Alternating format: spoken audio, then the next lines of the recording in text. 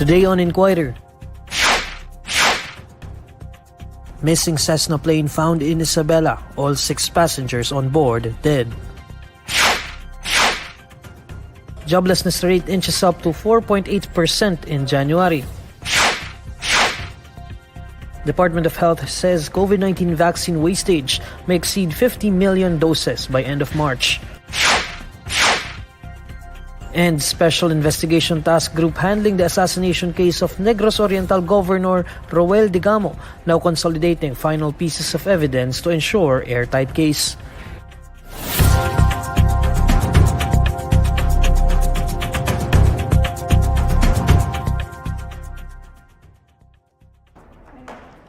Good evening. After 44 days, the missing Cessna plane carrying 6 passengers was found in Isabela with no survivors. We were able to speak with the head of the Provincial Disaster Risk Reduction and Management Council of Isabela, Attorney Watu Foronda, earlier today. Here's our interview. Sir, maaari po ba kayo magbigay ng update dito sa nangyari sa Cessna plane sa Isabela? Kaninang 11:30, thereabouts, kaninang umaga, nahanap na yung plano and sadly there were no survivors. Sir, pagdating naman po dito sa inyo sa Isabela, ano po ang sunod na hakbang po natin tungkol dito sa Cessna plane? So, susunod dyan ay retrieval. Kailangan padala yung mga labing mga pasahero at ng piloto doon sa pinakamalapit sa landing zone para maisakay sa helicopters ng Philippine Air Force. Tapos sila ay dadalhin sa Philippine Air Force headquarters sa Hawaiian City. Pagkatapos dadalhin po sila sa meron na pong nahanap na kausap na yung ng funeraria. Kailan magsisimula itong retrieval operation, sir? Kasalukuyan na yung retrieval team papaakyat na dun sa site kasi yung mga nakahanap din na sila retrieval team, search lang sila, wala silang retrieval equipment. Malis na kanina yung retrieval team, papaakyat na sila ng bundok. Siguro by Saturday or Sunday makarating na sa kabayanan ng dibilakan kung nasaan yung landing zone.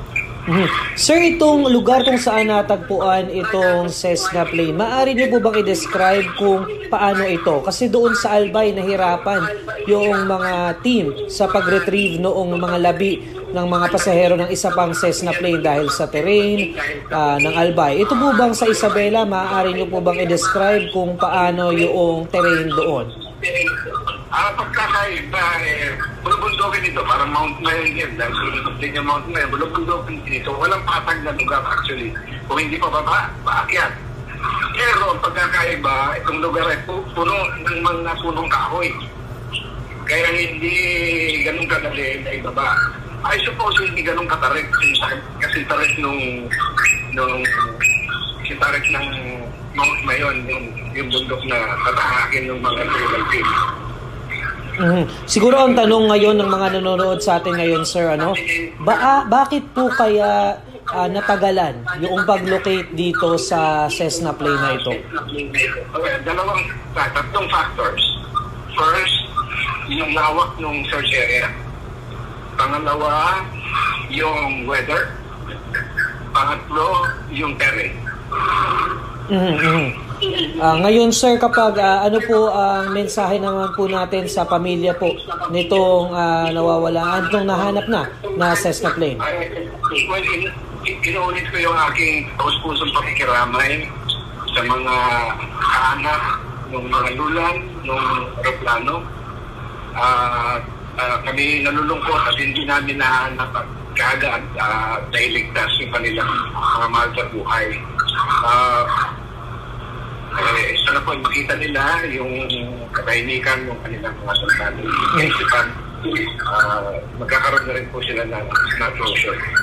Ay sir, dagdag na katanungan lamang kailan po magsisimula yung investigasyon dito sa pagbagsak ng Cessna plane na ito? At mayroon na po ba tayong mga anggulong tinitingnan sa kung ano posible ang nangyari sa aeroplanong ito? Wala.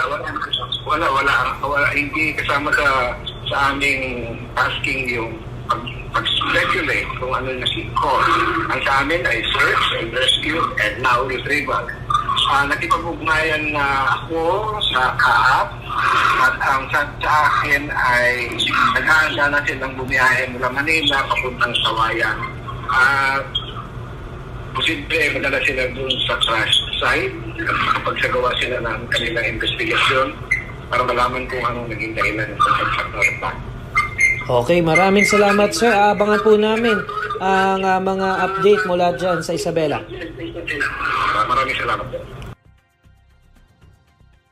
That was the head of the Provincial Disaster Risk Reduction Management Council of Isabela, Attorney Watu Foronda. The unemployment rate in the Philippines increased again at 4.8% in January. This is equivalent to 2.37 million jobless Filipinos. Data from the Philippine Statistics Authority shows that January 2023's jobless rate is slightly higher than the 4.3% rate recorded in December 2022. The PSA also says January's 4.8% is the highest monthly readout since the 5% unemployment rate recorded in September 2022. In January, the PSA says there were some 2.37 million unemployed Filipinos, more than the 2.22 million unemployed Filipinos recorded in December 2022. National statistician Dennis Mapa says that in January 2023, there were 49.72 million Filipinos who had jobs or were available and looking for work. This is less than the 51.22 million Filipinos who participated in the labor force in December 2022. The Special Investigation Task Group handling the assassination case of Negros Oriental Governor Degamo reveals that it is already consolidating the final pieces of evidence. To tell us more, here's Faith Argosino reporting live. Faith?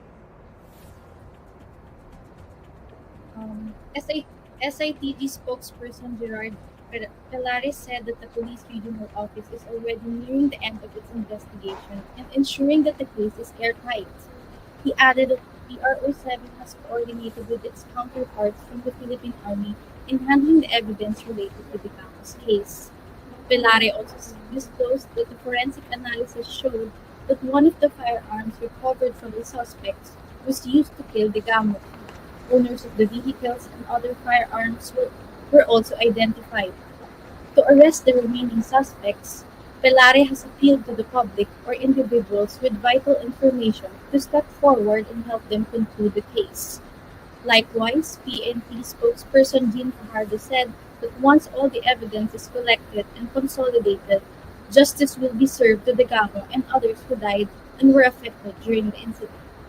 Fajardo disclosed that the authorities' investigation is yet to determine the motives of the suspect and the possible lapses behind Degamo's death.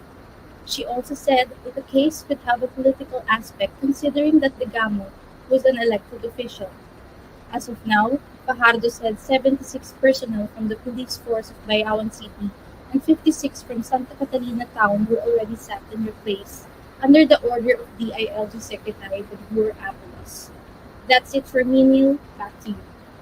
That's Faith Argosino reporting live.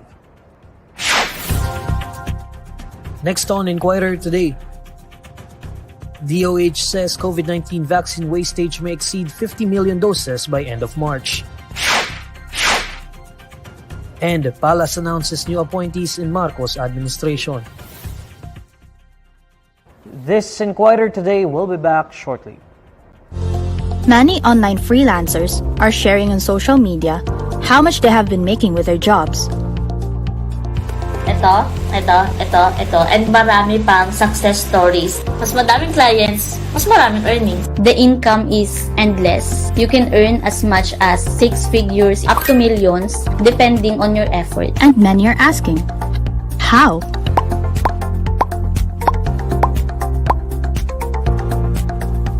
Hi, my name is Princess Riza Bornolia, also known as Cess Bornolias. I am 24 years old. I'm a graduate of Bachelor of Science in Industrial Engineering at Batangas State University, batch 2019. Ano ba talaga yung freelancing? Diba? Bakit hype na hype siya? Freelancing is a service-based business wherein you sell your skill sa mga clients natin. Unlike the usual 9-to-5 job, a freelancer is an independent contractor earning from different types of jobs assigned by a client. So one of the perks of being an online freelancer is the flexibility. You can work anywhere you want as long as you have the internet and your laptop. Prior to becoming a full-time online freelancer, Cess pursued a career in industrial engineering. I'm really looking forward to build a name in industrial engineering industry. Luckily, nagkaroon ako ng work sa isang manufacturing company, but the salary wasn't that enough to sustain my family. So, after a couple of months working sa manufacturing company, I decided na mag-resign. That was January 2020. Unfortunately, after Cess' resignation came the pandemic. So, that time, lahat ng na-envision ko, nawala siya lahat. So, ang ginawa ko, nagkaroon ako ng iba't ibang mga racket. Buy and sell, even networking. So, okay naman talagang nagkakaroon ng income sa lahat ng racket. Pero hindi siya sustainable for me. Isip ko na ano kaya yung iba't ibang ways na pwede akong kumita while staying at home. So, I went to YouTube, I typed in how to earn online while staying at home. So, I came across these videos about being virtual assistant. So, pinanood ko lang siya ng pinanood hanggang sabi ko sa sarili ko, I will take a risk dito sa online freelancing. From yung room ko before na tinutulugan, ginawa ko siyang mini home office. So, meron ako doon parang yung laptop ko nung college na medyo sira-sira na. Hindi siya madali, actually, kagaya ng ibang nakikita natin ngayon online. It took me 2 months before I landed my first ever client. I eat rejections in the morning. I think naka-hundreds of applications ako that time. Wala talaga akong nakukuhang client. Dumating naman yung December 31, 2020, 11:11 p.m. Meron pa din akong screenshot. Nakakuha ko ng first ever client. Kumbaga may nag-take risk sa akin. After nun, nagsunod-sunod na. Nagkaroon ako ng ibang pang mga clients. Nag-invest ako sa iba't ibang mga courses para ma-improve yung skills ko. Nag-improve ako ng mga setup.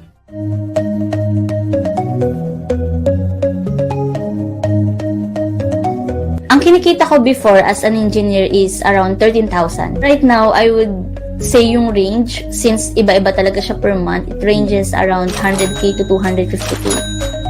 And the success that is really fulfilling na na-achieve ko right now is comfortable na yung life ng family ko. Hindi na siya paycheck to paycheck. I have my own property, house and lot. I've been on my first ever international trip last January. I got my own car. I have different investments and businesses.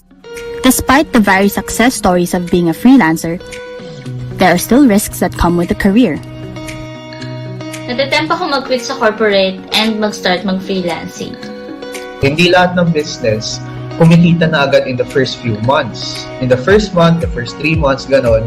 Sometimes, alam mo yun, parang it might take a year for a business to even profit, diba? Kung isipin ng mga tao na, ayun, maganda yung freelancing, resign na lang ako sa job ko sa corporate.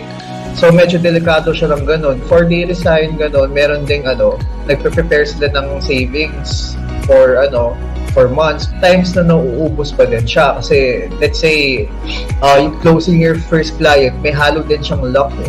Parang, alam mo yun, kung gaano kasipag, tsaka konting luck. Freelancing is not for everyone.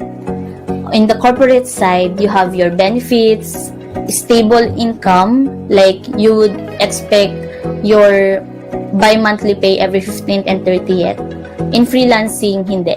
Kung gaano kataas yung pwede mong kitain, pwede ka rin walang kitain per month. So, ang message ko lang right now dun sa mga gustong mag-online freelancing, Especially dun sa mga taong palaging nagko-comment ng how. You can start naman doing online freelancing kahit part-time lang on the side. You don't need to resign. Actually, hindi ko kayo ine-encourage na okay, wag na kayo mag-corporate, mag-freelancing kayo. Hindi. Kasi freelancing is a business and challenging talaga siya. You can start by just trying it out on the side.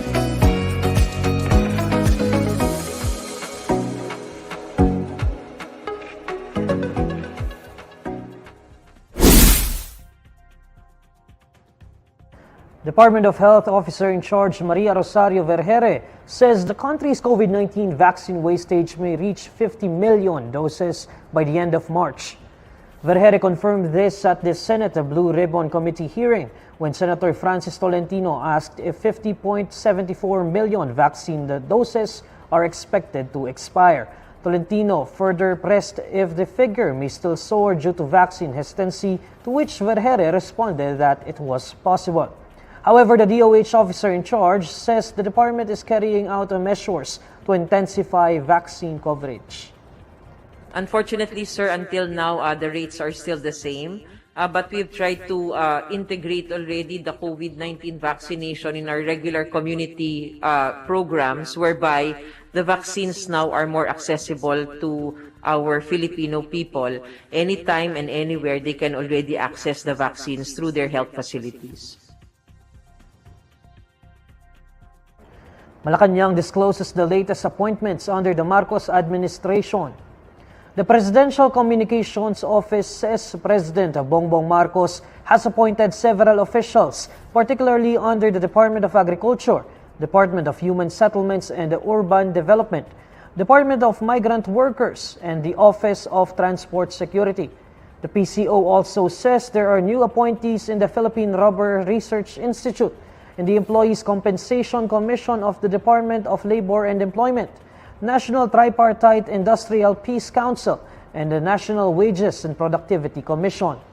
The President has also assigned new officials in the Office of the President, the Presidential Management Staff, the National Security Council, and in government-owned or controlled corporations.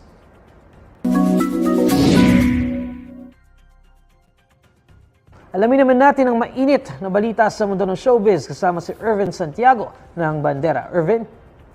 Hi Neil at sa lahat ng mga kabandera natin all over the universe. Ito na nga ang latest Bandera Chika. Ipinagmalaki ng bonggang-bongga ng kapusong aktor na si Edgar Allan Guzman ang pagiging virgin ng kanyang longtime girlfriend na si Shaira Diaz. Ayon kay EA, mas lalo pa niyang hinangaan at minahal ang TV host actress nang sabihin nitong kailang panindigan nila ang kanilang kasunduan na kasal muna bago magkaanak.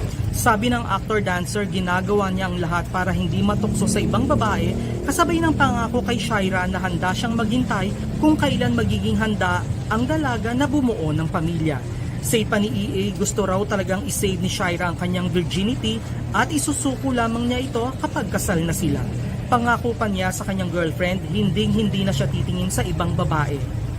Isa ito sa mga kinahanga ko sa kanya. Sige, sabihin ko na hindi namin siya nilalabas pero Shaira po is still, alam niyo na.